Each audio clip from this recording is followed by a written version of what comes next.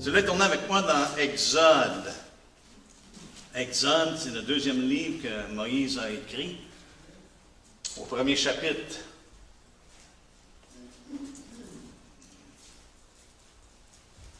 Nous allons lire à partir du verset 1. Voici les noms des fils d'Israël venus en Égypte avec Jacob et la famille de chacun d'eux. Ruben, Siméon, Lévi, Juda, Issachar, Zabulon, Benjamin, Dan, Naphtali, Gad et Asser. Les personnes issues de Jacob étaient au nombre de 70 en tout. Joseph était alors en Égypte. Joseph mourut ainsi que tous ses frères et toute cette génération-là. Les enfants d'Israël furent féconds et multiplièrent, ils s'accrurent et devinrent de plus en plus puissants. Et le pays en fut rempli.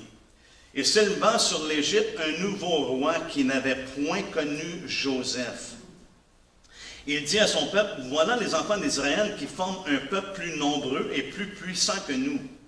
Allons, montrons-nous habiles à son égard.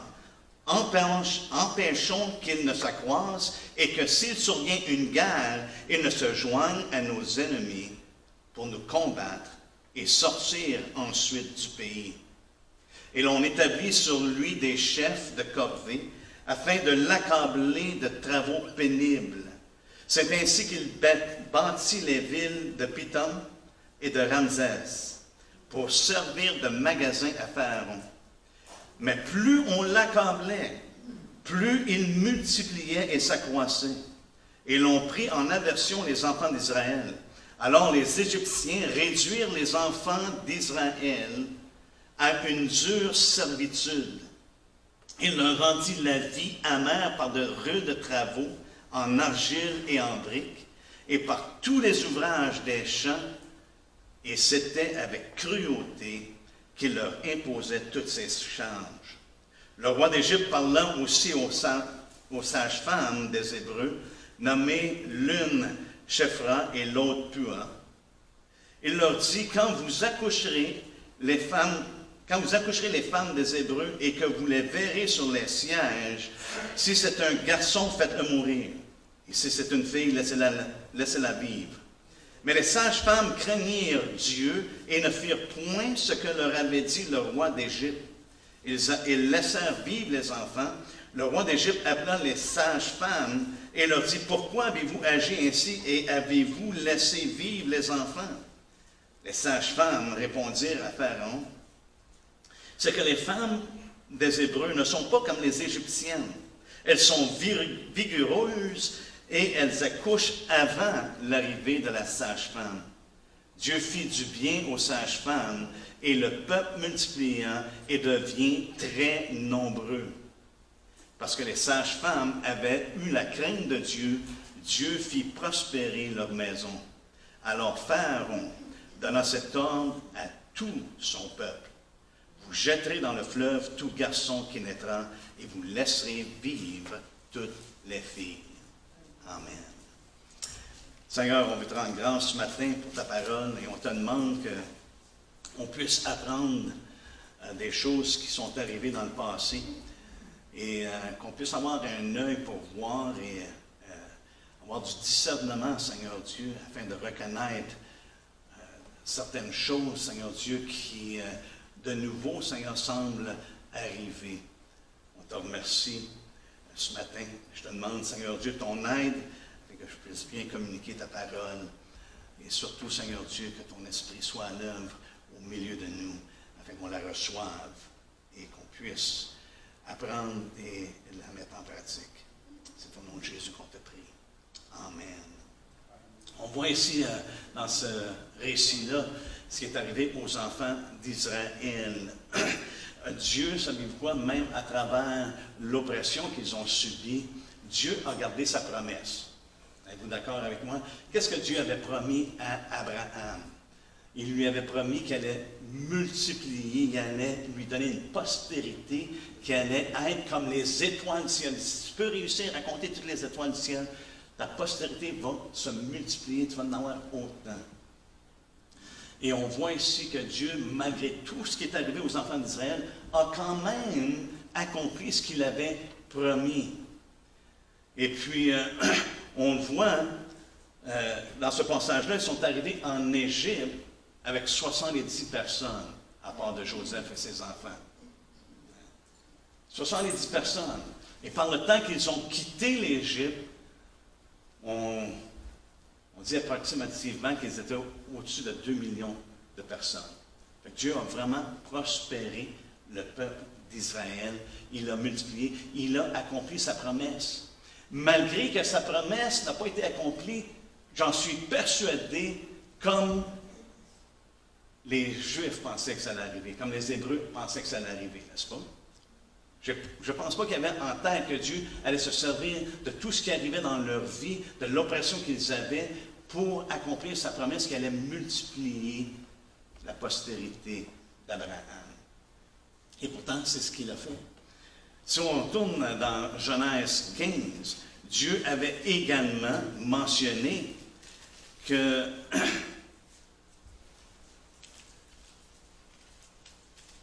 la postérité d'Abraham allait passer un temps dans un pays étranger. N'est-ce pas? Au verset 13 du chapitre 15, ça nous dit, l'Éternel dit à Abraham, sache que tes descendants seront étrangers dans un pays qui ne sera point à eux, et ils seront asservis, et on les opprimera pendant 400 ans. Mais je vais juger le pays qui va lui faire ça. Donc Dieu avait déjà fait connaître que les descendants d'Abraham allaient passer un temps dans un pays étranger, et ici on reconnaît que c'était en Égypte qu'ils ont passé ce temps-là. Dieu avait fait non seulement la promesse à Abraham, mais il a renouvelé cette promesse-là lorsqu'on regarde dans Genèse 35, au verset 9, lorsqu'il renouvelle cette promesse-là à Jacob, n'est-ce pas? Ça nous dit au verset 9, Dieu apparut à Jacob après son retour de Paddan Aram, et il le bénit. Dieu lui dit, ton nom Jacob, ton nom est Jacob, tu ne seras plus appelé Jacob, mais ton nom sera Israël. Et il lui donna le nom d'Israël. Dieu lui dit, je suis le Dieu Tout-Puissant, sois fécond et multiplie une nation et une multitude de nations naîtront de toi, et des rois sortiront de tes reins. Je te donnerai le pays que j'ai donné à Abraham et à Isaac, et je donnerai ce pays à ta postérité après toi.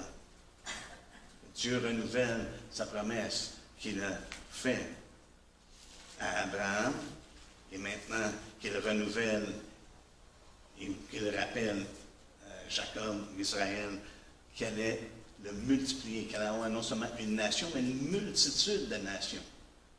Et Dieu l'a accompli. Mais maintenant, cette nation-là, qu'on appelle Israël, la nation d'Israël, était dans une situation qui était vraiment difficile. Ça nous dit, Dieu leur avait dit à Abraham qu'ils vont être asservis, qu'ils vont être opprimés. Et ce matin, c'est ça que j'aimerais qu'on regarde ensemble. Malgré qu'il était exposé à l'oppression, Dieu continue d'œuvrer malgré tout ce qu'on peut passer à travers. C'est lui qui est au-dessus de tout et c'est lui qui œuvre malgré les circonstances dans lesquelles on peut se trouver. En ce moment même, avec tout ce qui se passe, avec ce COVID-19-là et toutes ces choses-là, ça me dit quoi? Dieu est encore en train d'accomplir sa volonté. Il est encore en train d'œuvrer. Il y a des choses que je crois qu'on doit tirer des leçons de la part des enfants d'Israël qu'on voit ici dans ce passage-là. Et les voies de Dieu, on le sait qu'ils ne sont pas nos voies, n'est-ce pas? Mais ces voies nous préparent pour ce qui est à venir, et en même temps, ces voies œuvrent toujours pour l'accomplissement de ses promesses. Nous avons une promesse qu'il va revenir, n'est-ce pas? Et nous avons une promesse qu'il a préparé une place pour nous, qu'il prépare une place pour nous et qu'il va venir nous chercher. Donc, on sait que qu'est-ce qui est en train de se passer en ce moment et dans le but et l'objectif, c'est d'accomplir la promesse qu'il a faite en Jésus-Christ. Et on sait que toutes les promesses son oui et amen en Jésus-Christ. Ça va venir aux pensées, frères et sœurs. On ne sait pas exactement comment. On ne sait pas exactement comment est-ce que les choses vont se dérouler. Les enfants d'Israël n'ont pas réalisé à quel point les choses allaient changer et même comment est-ce que les choses allaient être difficiles. Mais à travers ça, Dieu a œuvré pour accomplir la promesse qu'il avait faite à Abraham. On voit ici qu'à partir du verset 8, il y a un changement. Ça nous dit qu'il s'éleva sur l'Égypte un nouveau roi qui ne connaissait pas, qui n'avait point connu Joseph. Il s'éleva sur l'Égypte un nouveau roi. Il y a quelque chose dans ce terme-là qui est utilisé ici, il y a quelque chose qui nous fait voir que ce n'est pas nécessairement le successeur qui était supposé d'être en place. Parce qu'un successeur n'a pas besoin de se lever, il est déjà élevé. Parce qu'habituellement, c'est la progéniture qui va prendre la place du Père, n'est-ce pas? C'est l'enfant qui va prendre la place du Père qui va régner sur le pays. Mais ici, ça nous dit, il s'éleva un nouveau roi. Et je pense que c'est significatif parce qu'il y a eu un changement ici qui s'est installé. Ce n'était pas le successeur naturel. Ce n'était pas celui de la famille. C'est quelqu'un qui s'est élevé. Donc, il est venu sur la scène et le fait qu'il s'est marqué, il s'élève dans le terme hébreu, ça a une connotation d'hostilité. Il s'est élevé avec hostilité et il a pris charge. Et on voit ça souvent, n'est-ce pas, dans le livre des rois, souvent il y avait des conspirations et que les gens prenaient le dessus sur des rois par force. On voit ça avec le roi de Syrie, où Hazaël a tué son maître et il a pris le trône. Donc c'est par usurpation. C'est approprié probablement ce roi-là.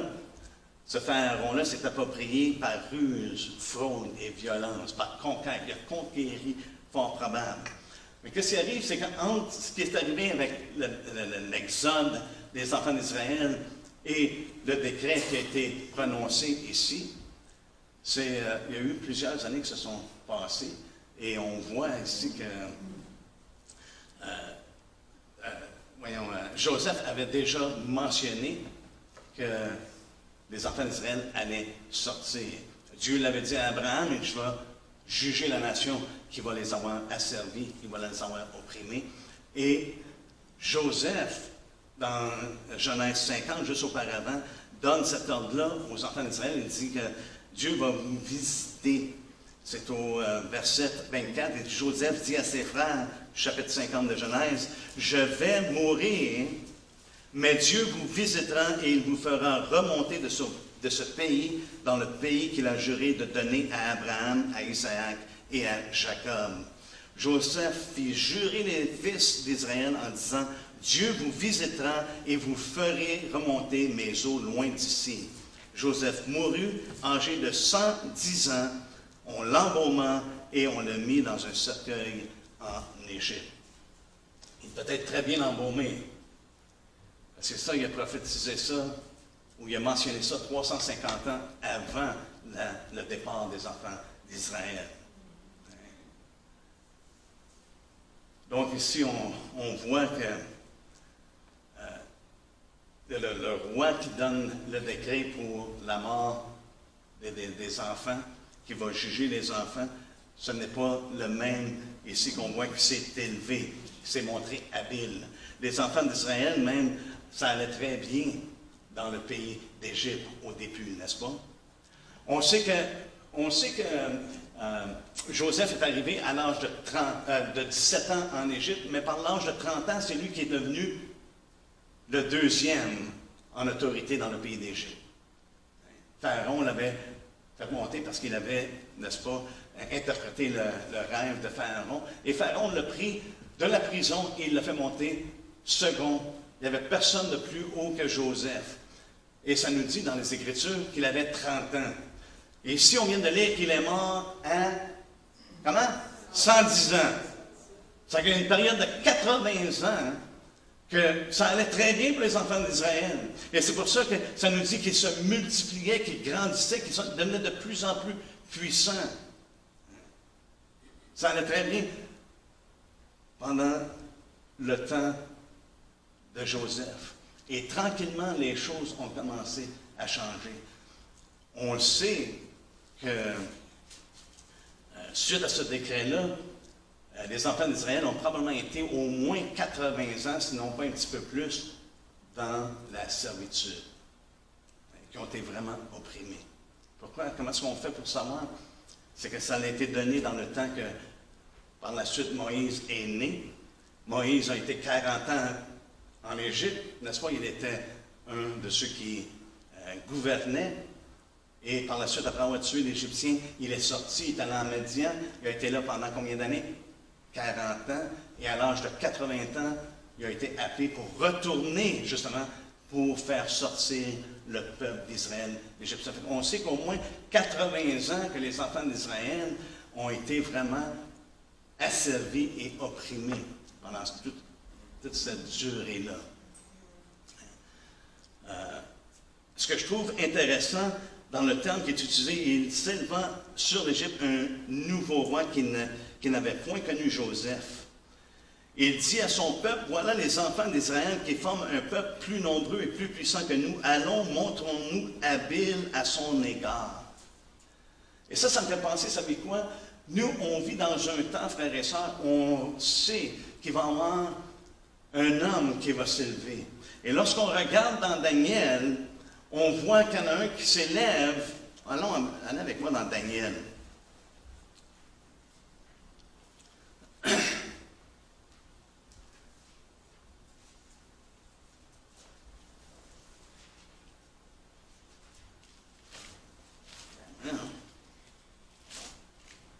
Daniel, au 11e chapitre.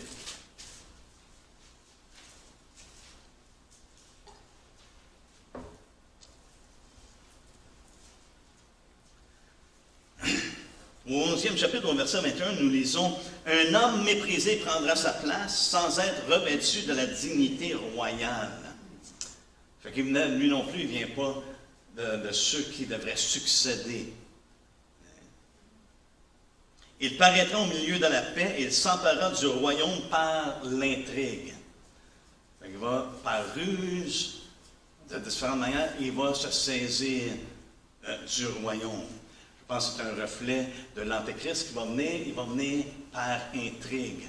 Ce ne sera peut-être bien quelqu'un qu'on va reconnaître, dire « Ah, mais lui, c'est... » Mais tranquillement, il va s'élever et il va prendre le dessus. Mais une chose qui est certaine, au même titre que Pharaon, ce Pharaon-là est monté en autorité, il a pris l'autorité, il a saisi le trône. Une chose qui était certaine, c'est qu'il y avait une hostilité dans son cœur contre le peuple de Dieu. Il les voyait comme une menace, n'est-ce pas? Et on voit la même chose dans Daniel 11, 28, ça nous dit « Il retournera dans son pays avec de grandes richesses, il sera dans son cœur hostile à l'alliance sainte, il agira contre elle, puis retournera dans son pays. » Et ça, je pense, c'est une caractéristique de l'Antéchrist. Et c'est une caractéristique qu'on voit ici dans Exode, Pharaon, qui représente vraiment, qui était anti-Dieu, qui était anti-Christ, qu'on pourrait dire. Et il avait une hostilité envers l'alliance saine. L'alliance saine que Dieu avait fait avec Abraham. Et je pense que le diable, Satan, a une hostilité dans son cœur.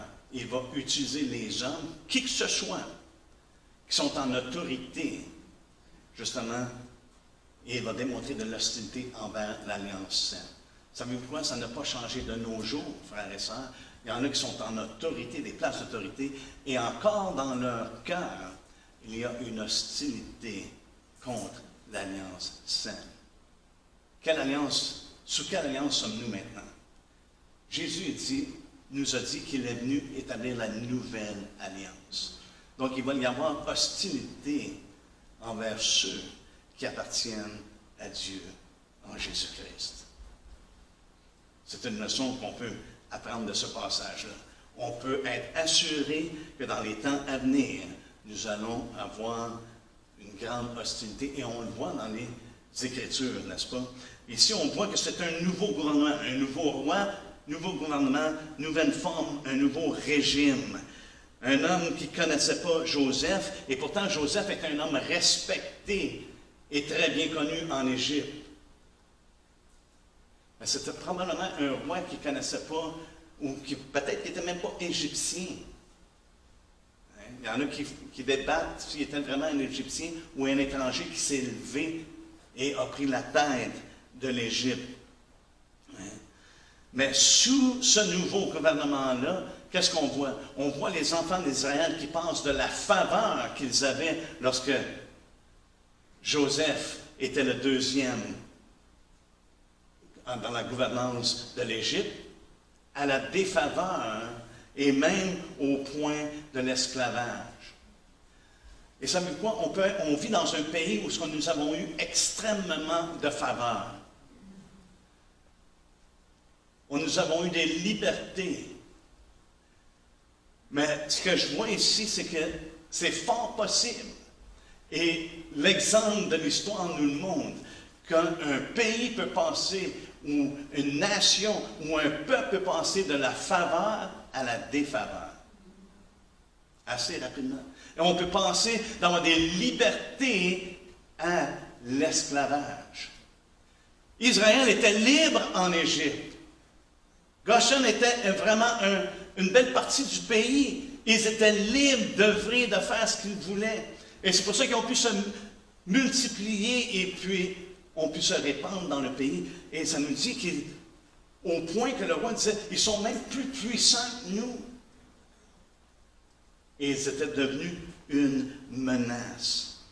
Et savez-vous quoi? Ce nouveau gouvernement-là, ce nouveau roi-là qui s'est élevé, avait besoin d'un prétexte pour pouvoir accomplir son agenda. Et tous les gouvernements, je crois, font la même chose. On a besoin d'un prétexte pour pouvoir obtenir ou faire ou accomplir nos objectifs. Et le prétexte ici, c'est la menace qu'Israël potentiellement aurait pu être. Pourtant, Israël vivait en paix pendant qu'ils étaient en Égypte. Mais ici, il y a une menace.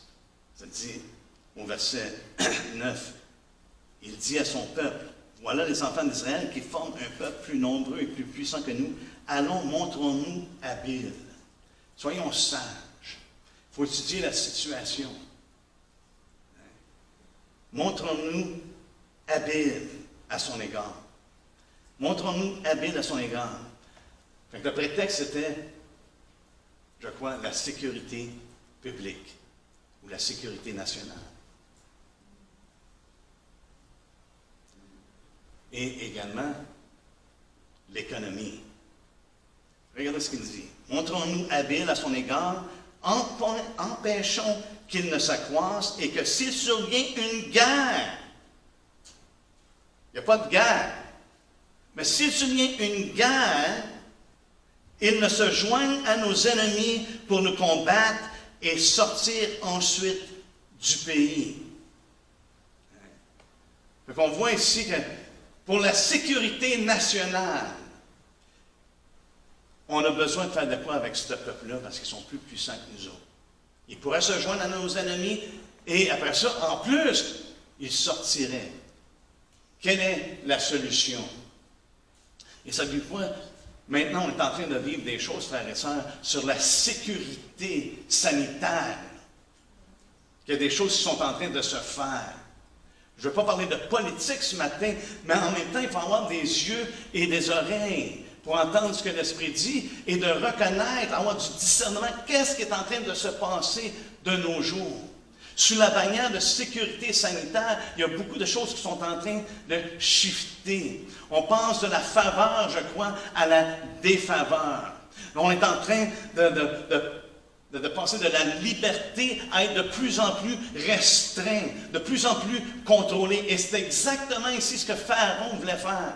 C'est de contrôler la situation, de mettre les enfants d'Israël sous son contrôle. Auparavant, il ne mettait pas sous son contrôle. C'était un peuple qui jouissait de la faveur dans le pays d'Égypte.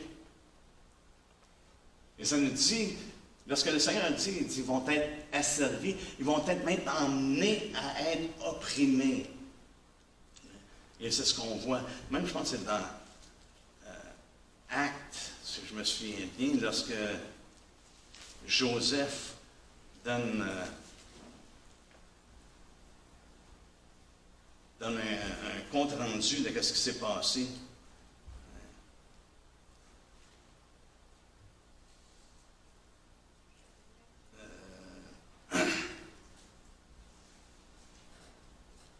Au verset 6, Acte 7, verset 6, ça nous dit, Dieu parlant ainsi, sa postérité séjournera dans un pays étranger, on la réduira à la servitude, on la réduira.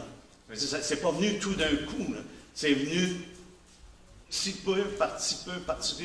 Ils ont été réduits à la servitude et on les maltraitera pendant 400 ans, mais la nation à laquelle ils auront été asservis, c'est moi qui la jugerai, dit Dieu. Et on sait que Dieu va prendre soin des siens, n'est-ce pas? Malgré qu'on passe à travers ces choses, ces moments difficiles-là. Et je pense qu'il faut faire vraiment attention. Et la deuxième chose, ici, qu'on voit, il dit, ensuite, on pourrait sortir du pays. C'est-à-dire, on va perdre économiquement. Et on sait que les Juifs étaient vraiment ingénieux. On le voit encore de nos jours.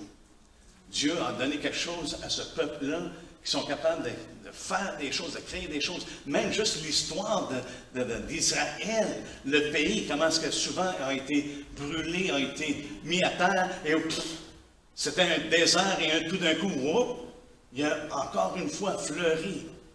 Hein? Même les gens dans le monde réalisent, il y a quelque chose à propos de ce pays-là. Il a beau être rasé à terre, mais il s'en relève toujours. Et les Juifs sont souvent en arrière des grandes découvertes que l'on a aujourd'hui, autant au niveau de la médecine, de la technologie, de ces choses-là. Dieu les a bénis. Et je crois qu'il était un peuple, probablement même dans ce temps-là, qui contribuait beaucoup, j'imagine, à l'économie de l'Égypte. Et donc, par raison que c'était un atout économique, pas pour Israël, mais pour ceux qui étaient en contrôle. Fait que l'objectif était de les empêcher qu'ils ne s'accroissent. Il voulait les empêcher de s'accroître, parce que plus qu'ils s'accroissaient, plus qu'ils gagnaient de puissance, plus qu'ils avaient d'influence. Fait qu'il voulait les empêcher de s'accroître et il voulait les empêcher de sortir du pays. C'est deux choses ici qui nous fait peur. Et c'est là qu'on voit, je crois, l'hostilité que Daniel nous parle. On voit l'hostilité contre l'alliance saine, contre le peuple de Dieu. Dieu fait son alliance avec son peuple, n'est-ce pas? Et donc, qu'est-ce qu'il fait? Il s'attaque à la progéniture d'Israël. Et je pense qu'en arrière de tout ça, non pas seulement je pense, mais on voit dans les Écritures qu'en arrière de tout ça, savez-vous, c'est qui est en arrière de tout ça? C'est le dragon. C'est le vieux serpent. C'est Satan qui est en arrière de tout ça. Parce que son objectif, c'est d'éliminer la lignée messianique. T'élimines les enfants morts d'un peuple, frères et sœurs, t'élimines le peuple éventuellement. Mais on retrouve la même ligne de pensée dans Apocalypse 12, lorsque le dragon va faire la guerre. Il essaie lorsque la femme elle va donner naissance, et il veut tuer l'enfant qui va naître. Mais il y a une place qui est préparée dans le désert. Il ne peut pas. Et qu'est-ce qu'il fait par la suite? Il s'en prend à qui? Comment? Exactement. il s'en prend à ses enfants. Et ici, c'est exactement ce que Pharaon fait.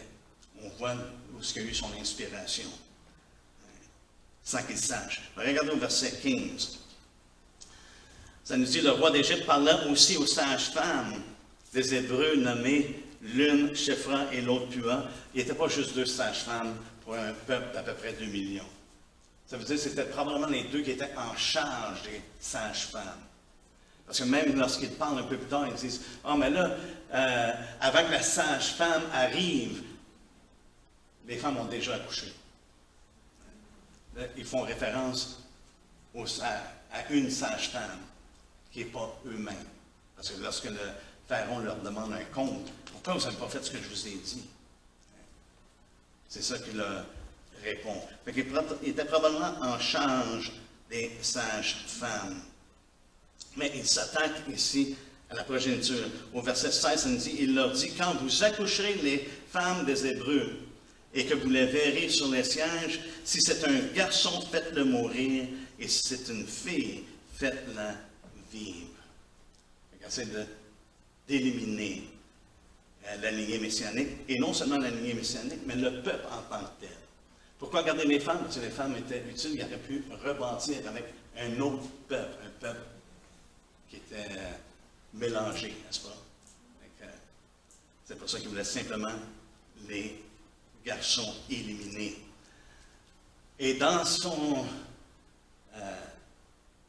je dirais dans sa haine, le roi, lorsque les sages-femmes n'ont pas fait ce qu'il a voulu faire, c'est là qu'il se tourne vers le peuple et amène le peuple à exécuter sa volonté. Et c'est une des choses que je remarque à travers l'histoire. Une des choses que je remarque à travers la politique de l'histoire. Que souvent, ceux qui ont tendance à vouloir dominer et vraiment contrôler, éventuellement se servent du peuple pour accomplir ce qu'ils veulent accomplir. En premier lieu, c'est eux qui dominent et c'est eux qui vont faire usurpation de l'autorité qui est en place et éventuellement, ils amènent le peuple à réaliser ce qu'ils veulent. C'est exactement ce qu'Hitler a fait. Il est rentré au pouvoir et éventuellement emmené le peuple à vouloir exécuter son plan. Il y en a qui ont résisté, il va toujours y avoir des gens qui vont résister, mais dans la majorité des cas, c'est ce qui se passe. Au verset 22, ça nous dit, « Alors Pharaon donna cet ordre à tout son peuple. Vous jetterez dans le fleuve tout garçon qui naîtra et vous laisserez vivre toutes les filles. » Et ce que je trouve intéressant, c'est qu'on voit de plus en plus de nos jours comment est-ce que nos gouvernements incitent le peuple à tourner contre les gens, à se dénoncer, à faire des choses pour emmener à exécution ce qu'ils ont de planifié. Je ne vais pas me lancer dans la politique, je ne suis pas un politicien, mais je vois des choses qui se passent en ce moment qui nous amènent exactement lorsque Dieu nous a révélé dans le livre d'Apocalypse des choses qui allaient arriver, on va venir à un temps où on va être sur un régime global. Est-ce qu'il y en a qui écoutent les nouvelles? Est-ce que vous entendez parfois des sous-entendus d'un gouvernement global? Est-ce qu'il y en a qui vous avez entendu ça des fois, soit à la radio, soit à la TV, aux nouvelles? Le monde s'en vient ensemble. Ils veulent se réunir. Et ça va s'accomplir. Pourquoi? Parce que la parole de Dieu nous le révèle. Dieu nous a fait connaître. Comme il a fait connaître à Abraham, il dit, ton peuple va être asservi. Il va être dans un pays étranger. Il va être là pendant 400 ans. Au moins 400 ans. Et puis, il va être asservi, il va être opprimé. C'est ce que le Seigneur nous fait connaître dans l'Apocalypse. Il nous fait connaître qu'il va y avoir un homme, un antéchrist, un gouvernement, une bête, avec 7 têtes. Avec 7 têtes. Avec 7 têtes et 10 cornes, n'est-ce pas? Un gouvernement qui va s'installer. Il va y avoir un roi sur ce gouvernement-là. Ça va être un nouveau gouvernement, une nouvelle forme de gouvernement. Le but ultime, pardon? Le but ultime ça va être de contrôler les gens de la terre. Mais voyez-vous, parce qu'on vient d'un pays qui est vraiment libre, on a la tendance de penser que les hommes, ici, on est bon. Et que les hommes, ici, ça n'arriverait pas. Mais dans le temps de l'Exode, avant l'Exode, ça a passé de la faveur à la défaveur. Et ça a passé quand même assez rapidement. Et on est en train de voir qu'on est en train de passer de la faveur à la défaveur. Et on nous conditionne en ce moment d'un nouveau normal. Un nouveau normal. Hein? Il va y avoir définitivement un nouvel ordre mondial éventuellement. Et la solution, l'objectif était de les empêcher qu'ils croissent et de les empêcher de sortir du pays. Et ça qui était complètement à l'encontre de la promesse de Dieu. Dieu avait dit qu'elle allait multiplier et qu'elle allait sortir, qu'elle allait retourner dans leur pays. Mais l'ennemi essaie de faire le contraire, n'est-ce pas? Au verset 10, ça nous parle justement de la solution qu'il donne, et ça, c'est l'esclavage. L'esclavage qui va contrôler le danger qu'ils se joignent aux ennemis et qu'ils les combattent. Et en même temps, l'esclavage allait maximiser leur utilité, qu'elle allait pouvoir se servir d'eux pour construire leur propre richesse et ces choses-là. Au verset 11, ça nous dit « Et l'on établit sur lui des chefs de corvée afin de l'accabler de travaux pénibles. » Fait qu'on a emmené les enfants d'Israël à l'esclavage. C'est devenu des choses forcées. Le plan a été initié. C'est d'accabler. Accabler de travaux pénibles. Rendre les choses difficiles. Forcer les choses. Rendre les choses obligatoires. Vous allez faire ça. À partir d'aujourd'hui, c'est ça que vous allez faire. Rendre les choses obligatoires. C'est des termes qu'on entend même, je crois, de plus en plus de nos jours. On oblige ça, on fait ça, c'est ce que vous avez à faire. Pas de liberté, pas de choix. C'est ce qu'on considère qu'il y a besoin d'être fait. Et c'est ce qui arrive, ça l'appesantit le peuple. Et c'est le terme qui est utilisé d'accabler de travaux pénibles, c'était justement d'appesantir le peuple. Qui n'avait plus le goût de faire quoi que ce soit. Qui portait ces charges qui leur avaient été données. On continue de lire au verset 11, ça nous dit « C'est ainsi qu'il bâtit les villes de Python et de Ramsès pour servir de magasin à Pharaon. » Mais plus on l'accablait, plus il multipliait et s'accroissait, et l'on prit en aversion les enfants d'Israël. Malgré tout ce qu'ils pouvaient vivre, frères et sœurs, ils multipliaient.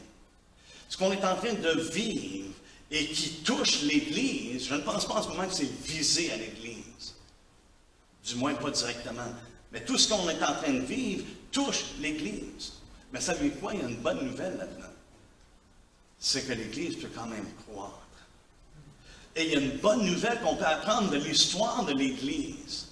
Parce que plus l'Église était opprimée, plus l'Église a été persécutée, plus les disciples ont augmenté. Et pour moi, je vois ça comme, c'est juste comme Dieu, d'utiliser les moments les plus difficiles avant qu'il revienne pour emmener le plus dans le royaume. Pour que les disciples se multiplient. Parce que savez-vous quoi? Le cœur de Dieu, c'est que les hommes soient sauvés. Qu'ils viennent à la connaissance de Dieu, qu'ils réalisent son amour qu'il a démontré en Jésus-Christ. Ce ne sera peut-être même pas des multitudes comme on le pense, mais il va y avoir quand même une croissance dans le temps dans lequel nous nous trouvons. Et plus le peuple était affligé, opprimé, plus le peuple était abattu, Dieu continue d'accomplir sa promesse, malgré l'opposition. Il continue. Et ce qui fait en sorte que les Égyptiens ici les prennent en aversion, c'est parce que le peuple de Dieu a quand même persévéré dans ce que Dieu les appelait à faire. Ils étaient commandés de se multiplier. Multipliez-vous. Et ils étaient, comme on pourrait dire, résilients là-dedans. Et ça a emmené une amertume dans le cœur des Égyptiens, une aversion envers le peuple. Quelqu'un qui est résilient, c'est quelqu'un qui a une force morale. Le dictionnaire le décrit comme ça, la qualité de quelqu'un qui ne se décourage pas, ne se laisse pas abattre. Je pense qu'on doit être résilient dans le temps dans lequel nous sommes. De ne pas se laisser abattre malgré les choses qui se passent. Vraiment, de ne pas se décourager, parce que des fois, ça peut être décourageant de voir ce qui se passe ailleurs. On est en train de perdre les libertés, on est en train de perdre certaines choses, puis c'est pas le monde qu'on a connu, c'est pas le pays ou l'endroit qu'on a connu, c'est plus les mêmes libertés. Tu vois, je regardais un programme, ça se faisait quand même plusieurs années, et de voir les gens ensemble, réunis, tous proches les uns des autres, pas de distanciation, pas de masque, tous les gens qui vraiment avaient de l'entre-gens et puis vraiment une connexion entre eux. Maintenant, on ne sait plus si on doit donner la main, on ne doit pas donner la main, on ne sait plus comment se comporter. Et je trouve ça extrêmement malheureux. Mais on doit être résilient, ne pas se décourager malgré toutes ces choses-là qui sont en train de se passer, parce que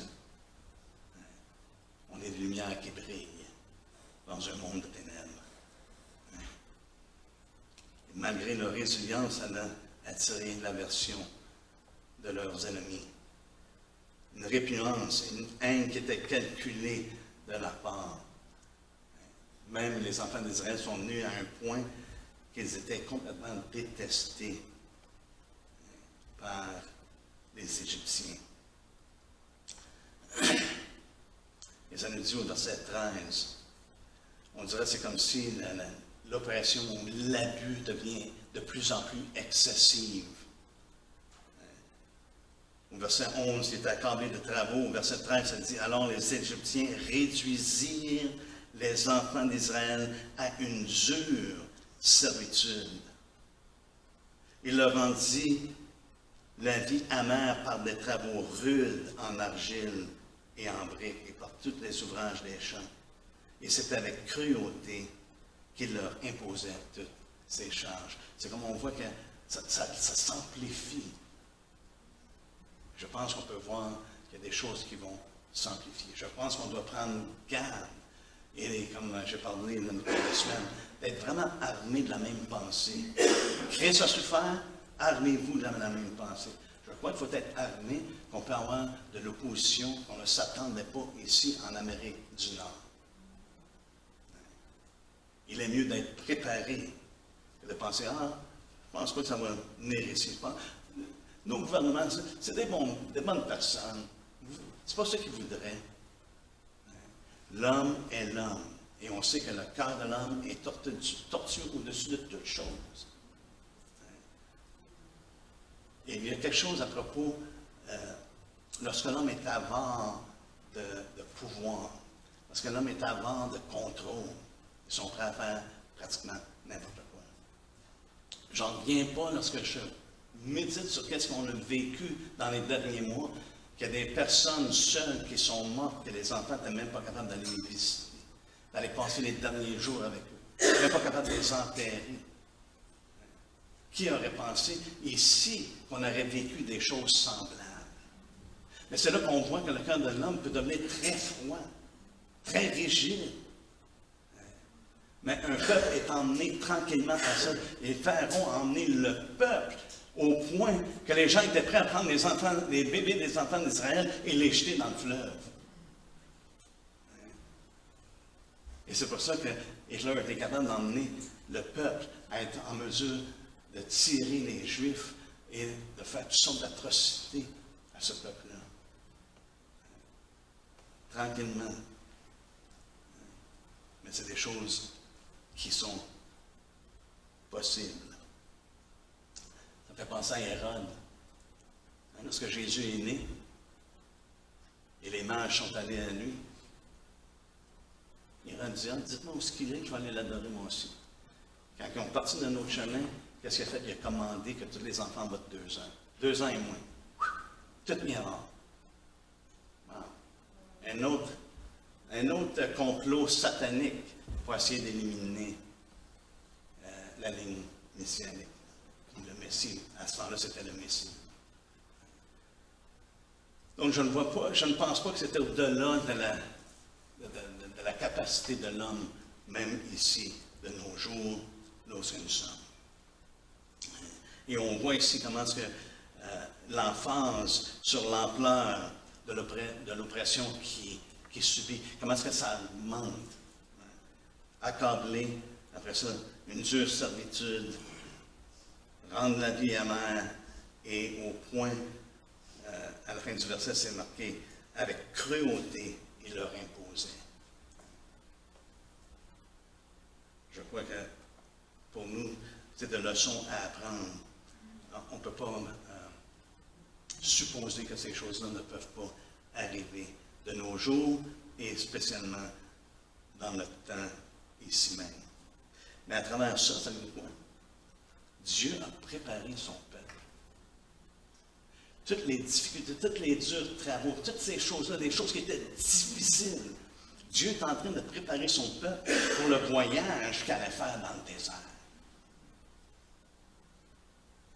Parce que ce n'était pas un pique-nique d'aller dans le désert. Malgré qu'ils ont murmuré ces choses-là, mais Dieu les avait préparés à travers même la souffrance pour les emmener dans le pays qu'il avait promis, dans la terre promise. Et même nous, on sait que la parole de Dieu nous dit que toute chose concourt au bien de ceux qui aiment Dieu. Est-ce qu'on croit vraiment ça? En ce moment, là, tout ça est en train de concourir pour notre bien. Tout ce qu'on est en train de vivre. Et croyez-moi, vous pouvez demander à ma femme, je trouve pas ça facile. Ça mérite, ça me... Je remercie le Seigneur qu'il soit venu nous chercher, parce que peut-être bien je ne serais pas dans le bon camp.